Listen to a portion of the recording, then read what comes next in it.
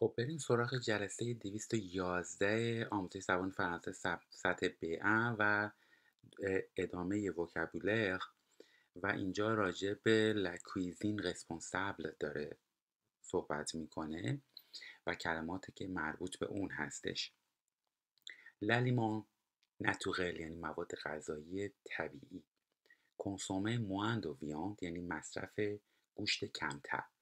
دیورسیفیه سون الیمانتاسیون یعنی تنوع دادن به غذاها و اویته یعنی اجتناب کردن. لوته کنتر هم یعنی در واقع بر علیه یک چیزی کاری انجام دادن یا مبارزه برای اون. برای چی؟ گسپیاژ.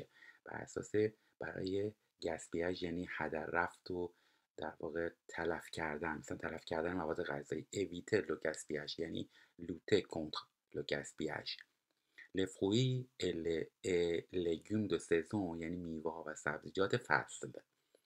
les produits locaux یعنی محصولات محلی. le repas équilibré یا déséquilibré. équilibré یعنی که یعنی متعادله.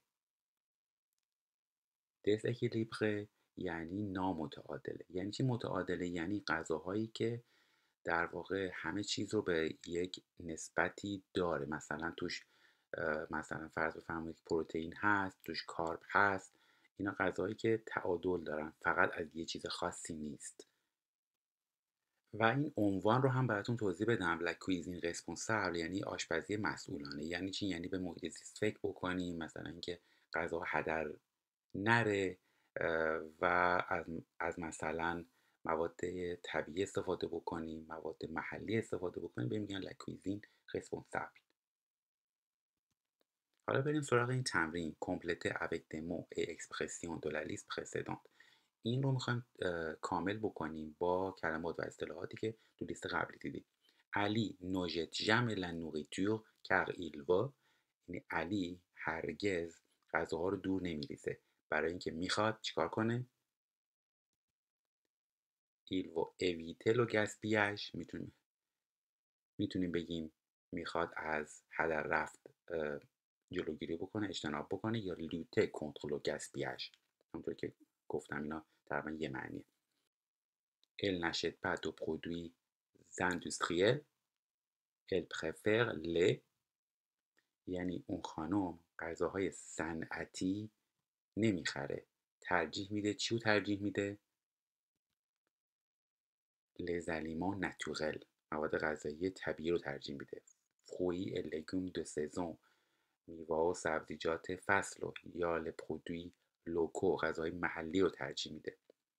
سه میگه il fait ses courses au marché pour acheter des surtout des.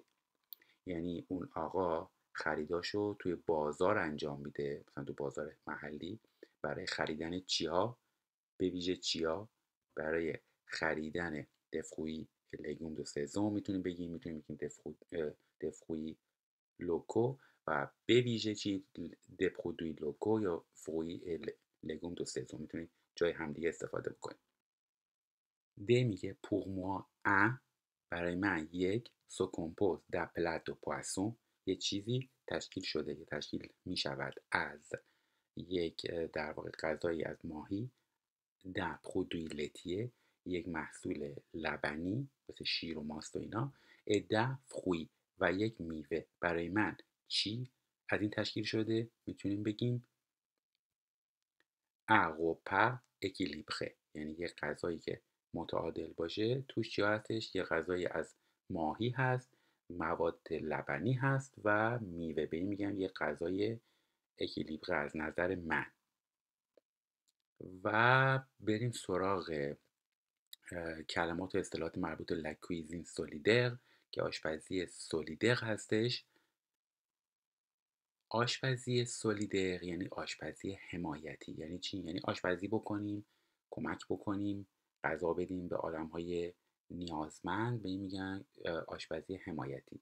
لبانک الیمانتر یعنی بانک غذایی. بانک غذایی یه جاییه که توش غذا میذارن، مثل دیوار مهربانی، مثلا توش لباس میذاشتن. اینجا این شکلیه، میان یه سری غذا میذاره. آدمایی که دستشون به دهنشون میرسه غذا میزنن، آدمای نیازمند میرن اونجا برمیدارن غذا رو.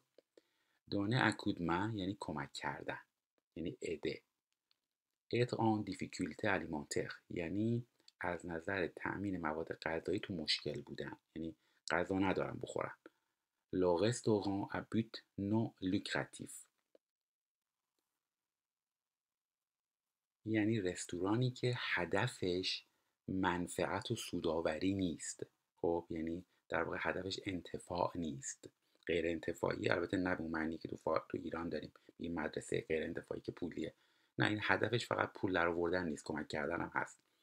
و لو رستوران سولیدر هم رستوران حمایتیه، مثلا کویزین سولیدر که در واقع کمک میکنه به آدمهای نیازمند و آدمهایی که مشکل دارن از نظر تامین مواد غذایی. و این قسمت وکبولر هم تموم شد. در ادامه یه چند تا مورد دیگه تو این صفحه هستش که انجام میدیم توی جلسات بعدی که این صفحه رو کلا ببندیم و تموم بشه.